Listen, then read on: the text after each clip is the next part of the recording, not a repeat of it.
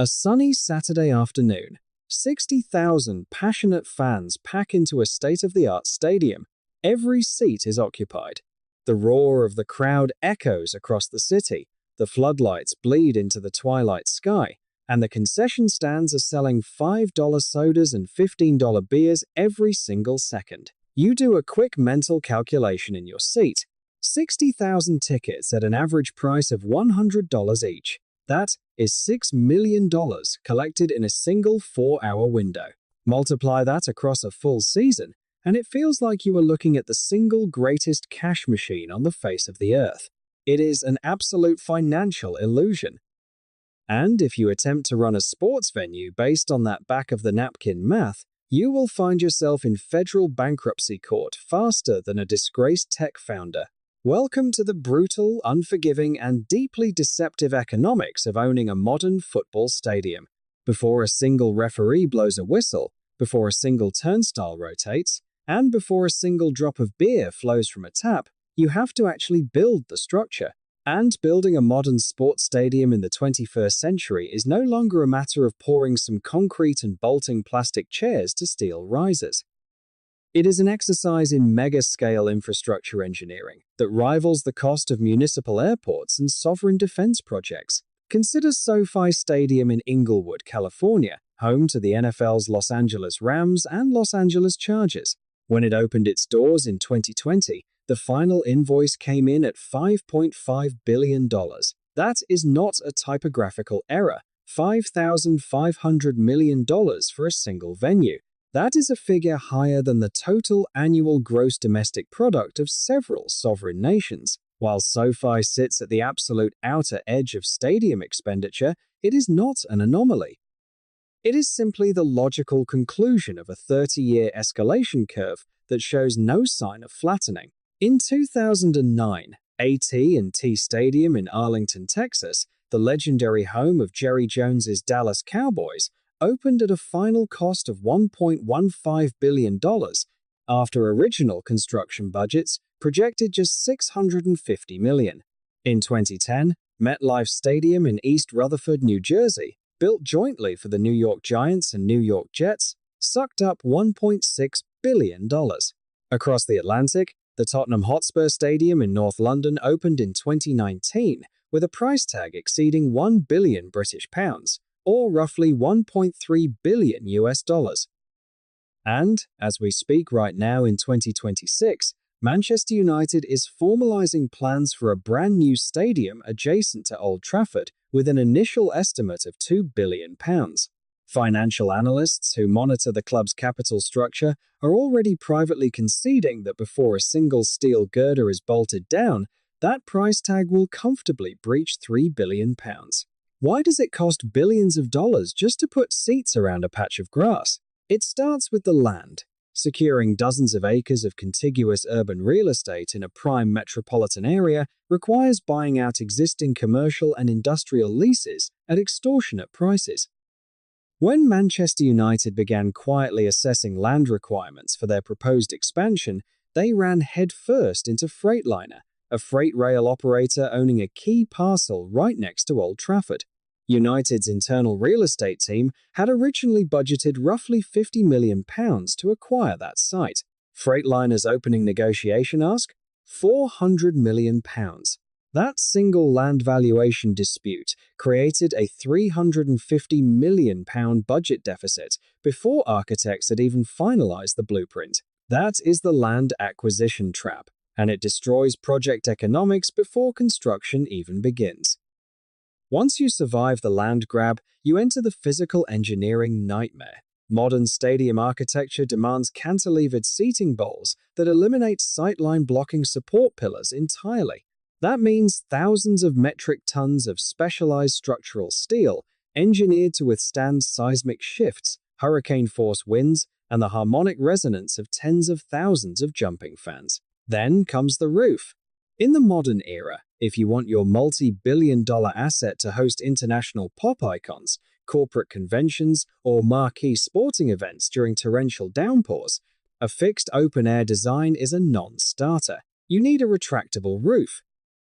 But a retractable roof is not just a canvas canopy.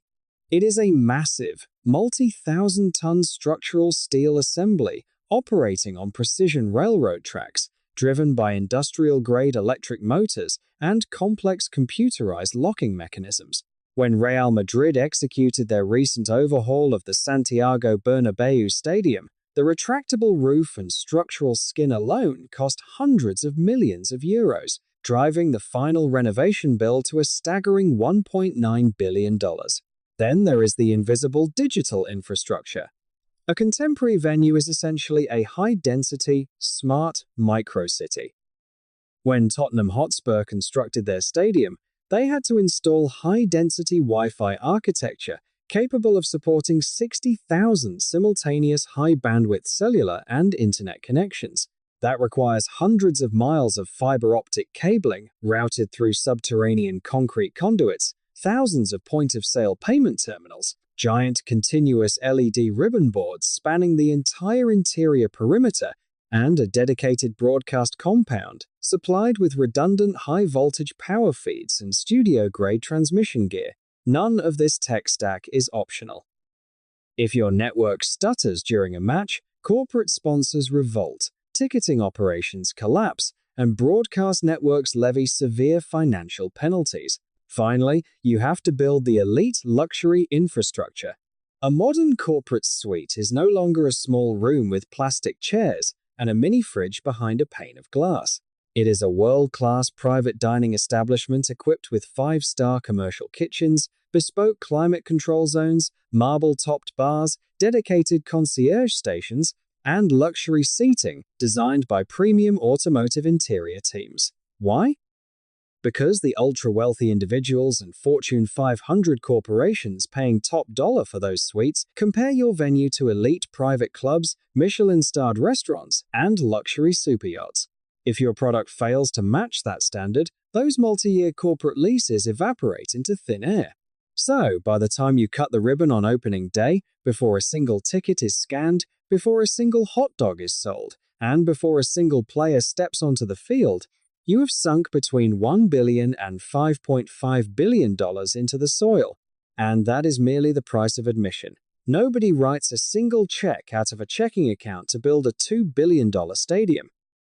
Not even sovereign wealth funds or multi-billionaire team owners. Stadium construction is financed through complex, highly leveraged capital structures arranged by global investment banks. The capital allocation playbook typically follows a rigid two-stage sequence. First, the ownership group injects whatever direct equity they can muster, cash reserves, proceeds from liquidating other corporate assets, or the pre-sale of long-term commercial rights before ground is ever broken. But that direct equity rarely covers more than 20 to 30% of the total project budget. The remaining 70 to 80% must be borrowed. In the initial development phase, ownership secures short-term construction syndication loans from major sports finance institutions, names like Goldman Sachs, JP Morgan Chase, and Bank of America. These loans carry flexible terms but elevated variable interest rates, covering the high-risk period while the stadium is being built. Once construction concludes and the venue opens its doors to generate verifiable operational cash flow, that short-term debt is refinanced into long-term, fixed-rate institutional bonds. These bonds are primarily placed with American insurance companies and institutional pension funds through what Wall Street calls the U.S. private placement market. The strategic genius of the U.S. private placement market is duration. It allows stadium developers to push principal repayment dates decades into the future, matching the long operational life of the physical building. Tottenham Hotspur executed this strategy with masterclass precision. According to their financial filings, Spurs structured roughly £848 million of long-term stadium debt into fixed-rate bonds with a weighted average maturity of roughly 17.5 years, including a 30-year tranche that does not fully mature until the year 2051. Crucially, Tottenham locked in a blended interest rate of just 3.16% because they executed their refinancing in 2019, when global interest rates sat at historic rock-bottom levels.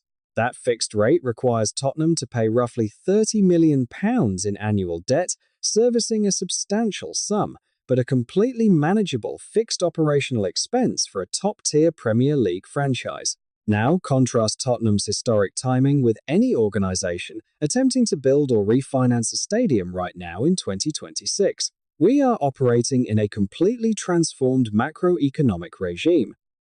The Federal Reserve and global central banks elevated benchmark rates to combat persistent inflation, completely resetting corporate borrowing costs.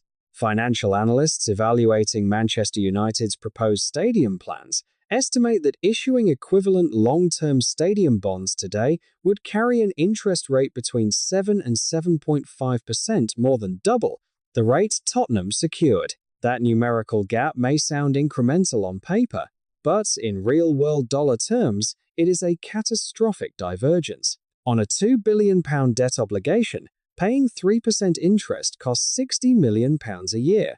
Paying 7% interest costs £140 million a year. That £80 million annual delta represents the entire transfer budget of a Champions League squad.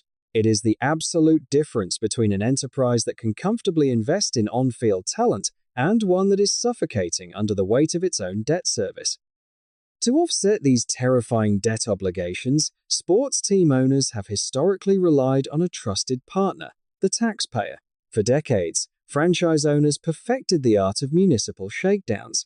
They would approach city councils with a simple ultimatum: fund our new stadium with public money, or watch us pack our bags and move the franchise to a sunnier metro area hungry for cultural relevance. Cities, eager for the prestige and projected economic activity of top-tier sports teams, routinely capitulated. Back in the 1970s, public money funded nearly 100% of major sports stadium construction across North America.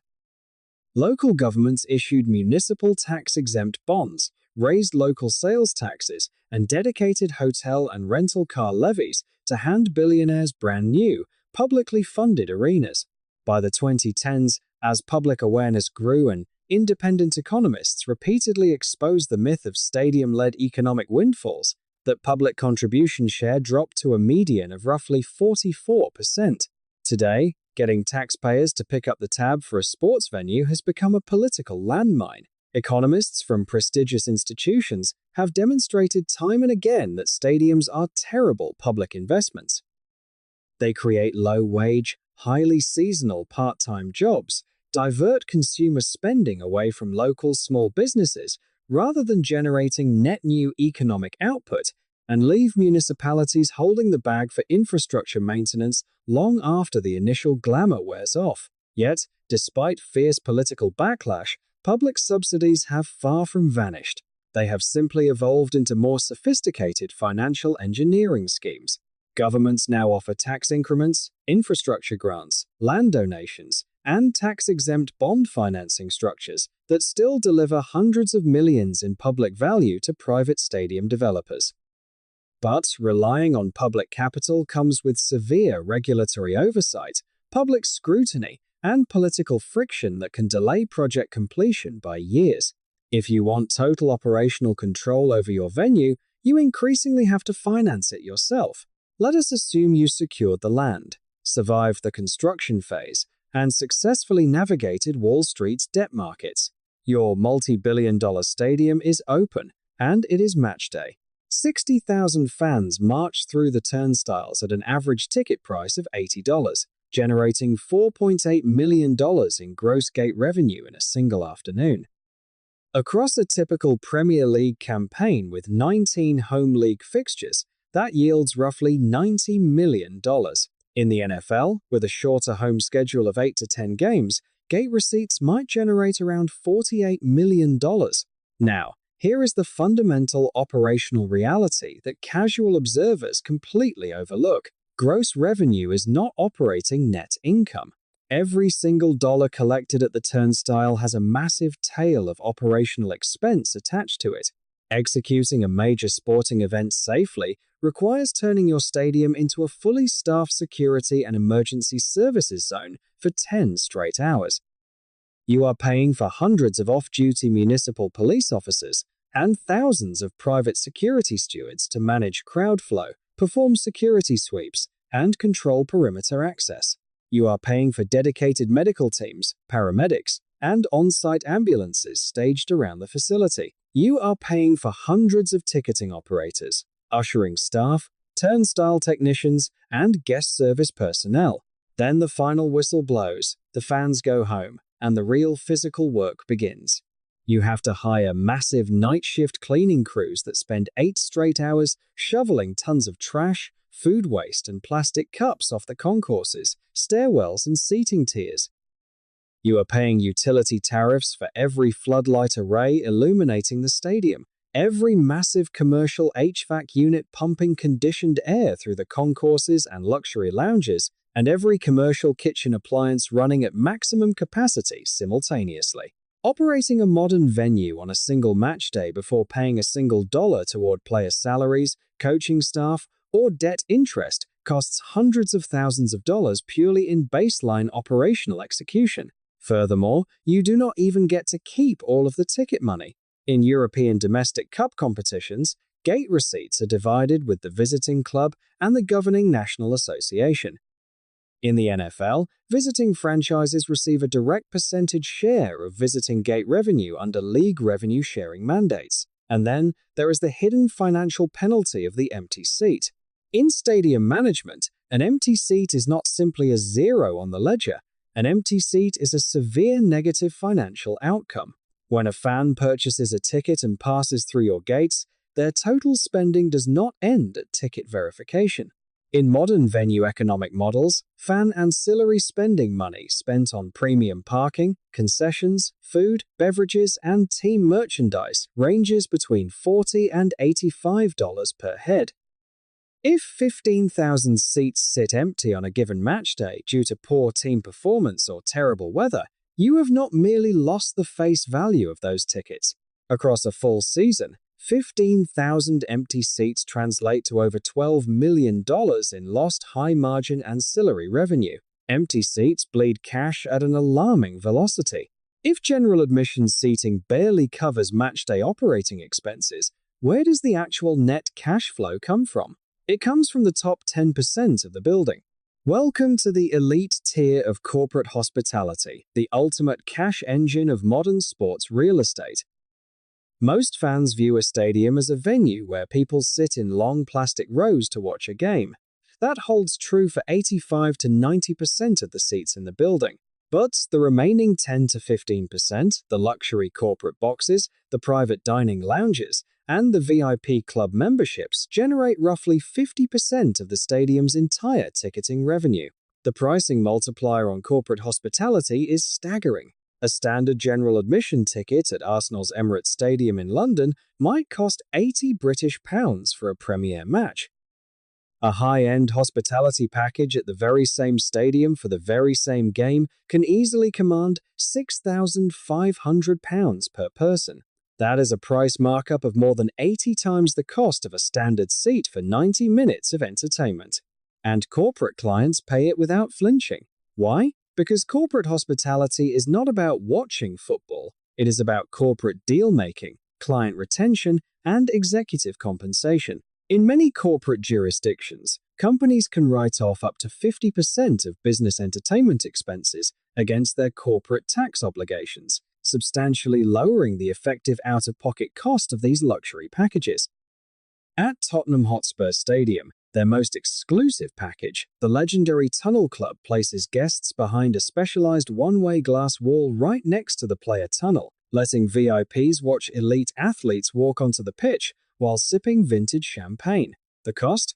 Starting at $19,875 per seat per season, or roughly $25,000 per seat annually. And those seats are not sold individually on a game-by-game basis. They are sold on mandatory 3 to 7 year enforceable corporate contracts. This brings us to the single most vital structural advantage of the premium hospitality tier: cash flow stability. A traditional football club is perpetually vulnerable to performance volatility. If your team suffers a string of humiliating losses, drops down the league standings, or gets knocked out of cup competitions, fans stop buying single-game tickets, general admission waiting lists shrink, and merchandise sales plummet. Corporate hospitality contracts, however, are legally binding multi-year financial commitments. A corporate firm that signed a 5-year contract for a $100,000 luxury box must continue paying that annual invoice, whether the team is sitting at the top of the league table or languishing in the relegation zone. Corporate hospitality insulates venue economics from the chaotic reality of on-field athletic performance. Beyond matchday tickets and luxury suites lies another highly reliable, pure-margin revenue stream: commercial venue naming rights. Major corporate entities are willing to pay astronomical annual sums simply to slap their corporate logo on the exterior fascia of your stadium. They are not buying retail space inside the concourse. They are buying permanent real estate in the cultural lexicon.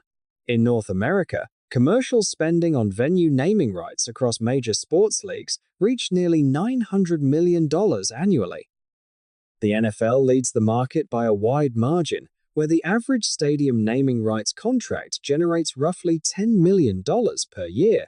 SoFi's landmark 20-year naming rights agreement for the Inglewood Stadium complex pays an average of over $20 million every single year.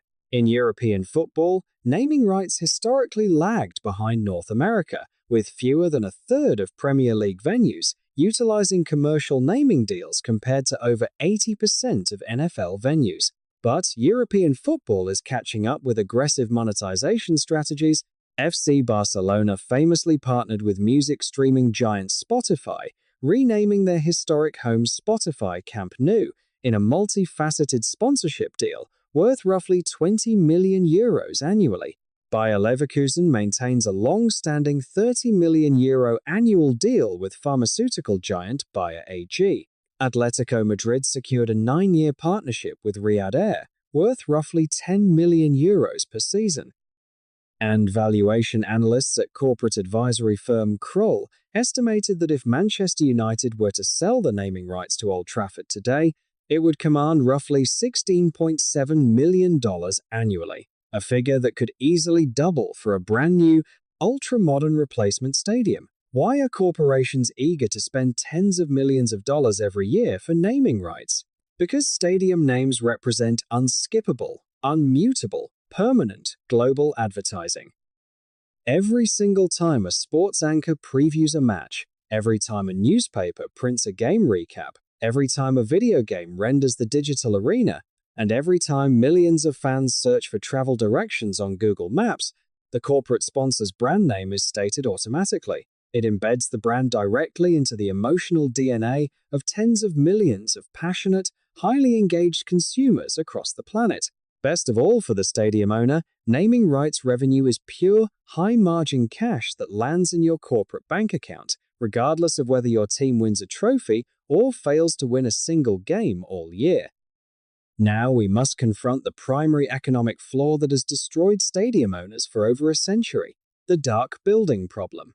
A traditional football stadium is completely dark for roughly 340 days out of the year. In a standard English Premier League season, a club plays 19 home league games. Add a couple of domestic cup matches and perhaps a few European fixtures, and your multi-billion-dollar physical asset is actively utilized for just 25 to 30 days a year. For the remaining 335 days, your massive concrete venue sits completely empty. Yet, your multi-million-dollar monthly debt payments do not pause. Your property taxes do not pause. Your baseline facility maintenance costs do not pause. The most sophisticated stadium operators in the world realize that to survive, you must transform a single-use sports venue into a 365-day live entertainment destination. Concerts represent the absolute holy grail of non-sporting revenue. The Tottenham Hotspur Stadium was purposefully engineered from day one to serve as North London's premier mega concert venue. In their 2025 corporate financial disclosures, Tottenham revealed that non-football commercial events, comprising massive multi-night pop concerts, international NFL games, and World Championship boxing events, generated an astonishing £77.3 million in a single year. To grasp the magnitude of that figure, consider this. Chelsea Football Club's total football matchday revenue from all competitive matches during that exact same financial period was £80 million. Tottenham Hotspur generated nearly as much gross revenue from concerts, American football, and boxing matches as Chelsea generated from their entire football operation combined. Wembley Stadium, the iconic national venue in London, offers another masterclass in multi-use event economics. In the year ending July 2025, Wembley hosted 42 major events, including 15 sold-out mega concerts. Their corporate hospitality product alone generated £39.8 million across those non-football dates, with total event-related revenues exceeding £74 million. Then there is the international sports expansion playbook. Tottenham explicitly engineered their venue to host regular season NFL London games by constructing a completely separate, fully functional synthetic turf field stored directly underneath the primary natural grass pitch. That bold engineering investment allows Tottenham to host annual NFL fixtures, collecting massive hosting fees, premium food and beverage commissions, and lucrative commercial partnership payouts from the NFL. Concerts and international sports events solve the dark building problem. They turn a passive, debt-draining physical asset into an active, year-round corporate cash machine. Transforming a grass football pitch into a multi-use concert arena overnight requires extraordinary engineering. But that engineering comes with hidden financial and athletic trade-offs that very few venue operators like to publicize.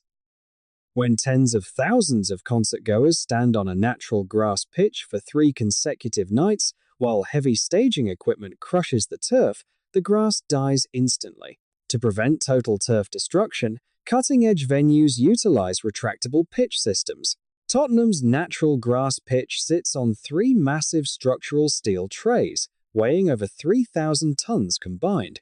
When a concert or NFL game is scheduled, those steel trays split apart and slide smoothly underneath the south stand on electric rail tracks, exposing a permanent synthetic turf surface hidden below.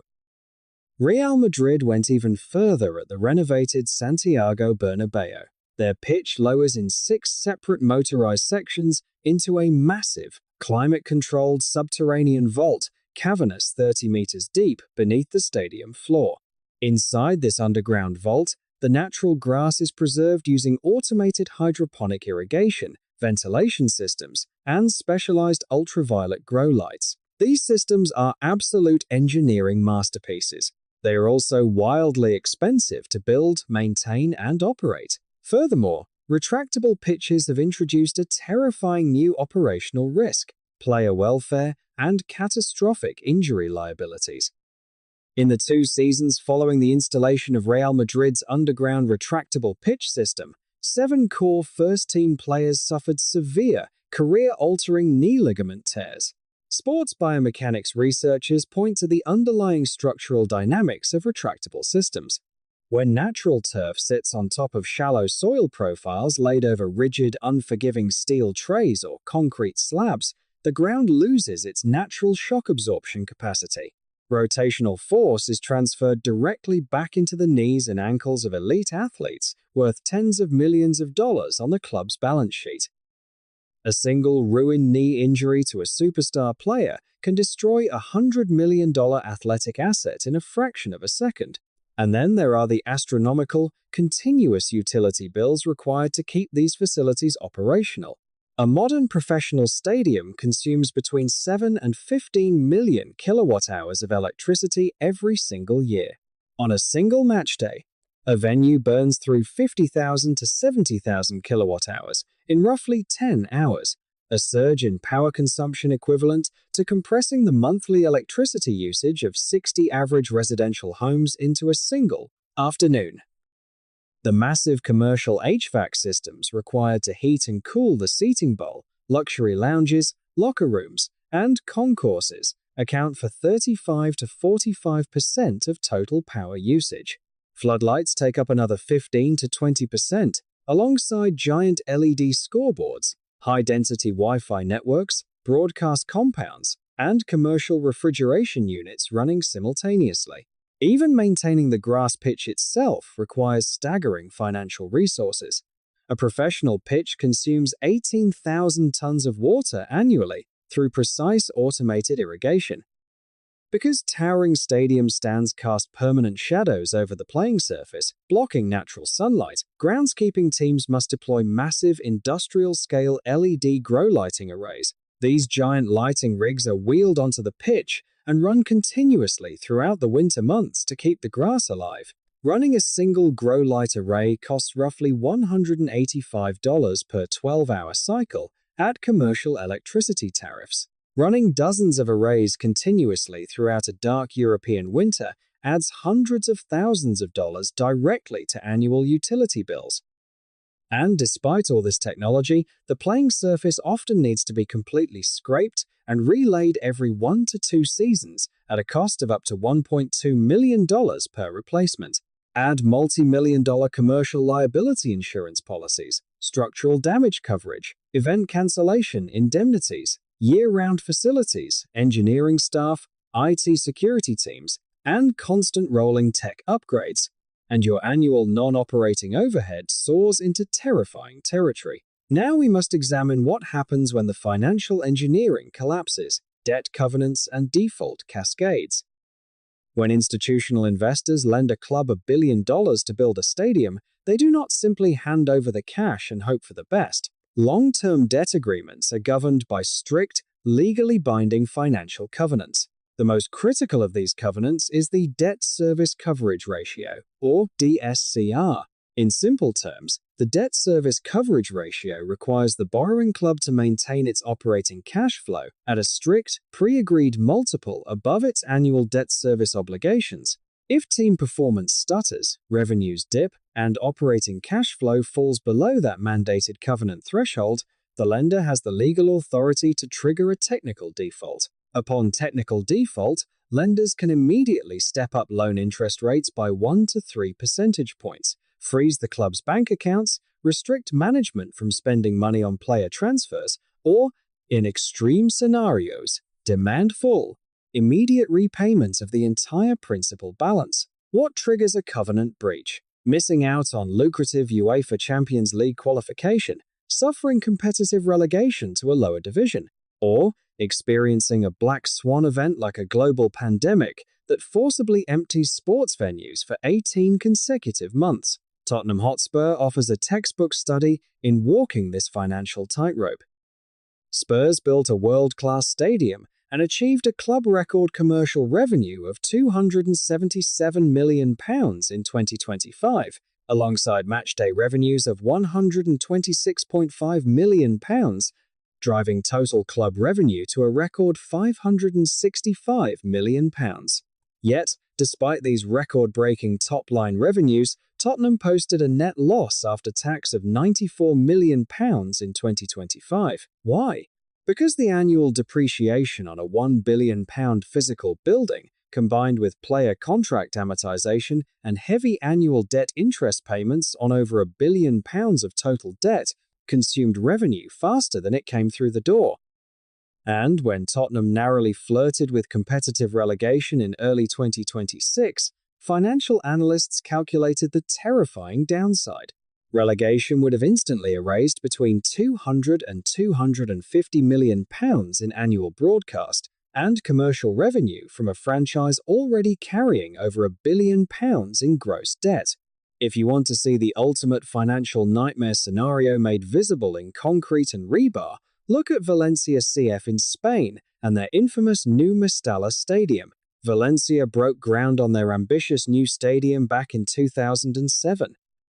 2 years later, amid the global financial crisis and mounting corporate debts, the club completely ran out of liquidity. Construction stopped dead in its tracks.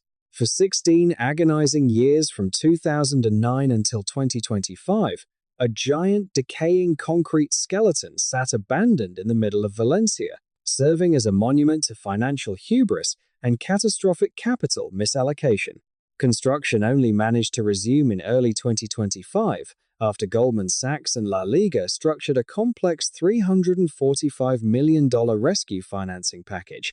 The venue is now slated to open in 2027, a full 20 years after the first shovel hit the dirt. The smartest sports owners and real estate developers in the world looked at these terrifying financial dynamics and realized a fundamental truth. The objective is not to own a standalone sports stadium where football matches take place. The objective is to own a year-round, mixed-use commercial real estate district where the sports stadium acts merely as the primary foot traffic anchor. This is the commercial district playbook, pioneered brilliantly by Major League Baseball's Atlanta Braves. In 2017, the Braves vacated their historic downtown stadium and constructed Truist Park inside a custom-designed $400 million mixed-use real estate development called The Battery Atlanta. Surrounding the ballpark is a bustling, high-density commercial campus containing luxury residential apartments, flagship corporate office towers, boutique retail shopping, high-end restaurants, and corporate hotels, all fully owned and managed by the Braves' corporate parent organization. The financial results of this model completely transformed the franchise balance sheet. The Braves generate over $67 million in recurring annual real estate leasing income directly from the commercial tenants operating within the Battery District. That $67 million is pure, high-margin commercial rent that flows into the corporate bank account every single month, completely independent of how many tickets the team sells, what the weather looks like, or whether the team makes the playoffs. Furthermore, because the stadium anchors the development, commercial real estate within the district commands a premium lease rate 20% higher than comparable municipal real estate in the surrounding metropolitan market. Tottenham Hotspur designed their North London venue with the exact same philosophy in mind. The retractable pitch, the integrated NFL locker rooms, the dedicated concert rigging, and the surrounding mixed-use housing developments were not secondary additions, they were the primary business plan. The £77 million in non-football commercial revenue generated in 2025, during a season where on-field results were deeply turbulent, proved beyond a shadow of a doubt that the real estate anchor model works. The stadiums that fail are the ones constructed as single-use concrete bowls pointing at a patch of grass, sitting dark for 330 days a year, while their multi-million-dollar debt service runs continuously for all 365. So, if you ever decide to step into the high-stakes world of sports finance and acquire or build a football stadium, here is the ultimate financial reality you must accept. You are not purchasing a sports venue.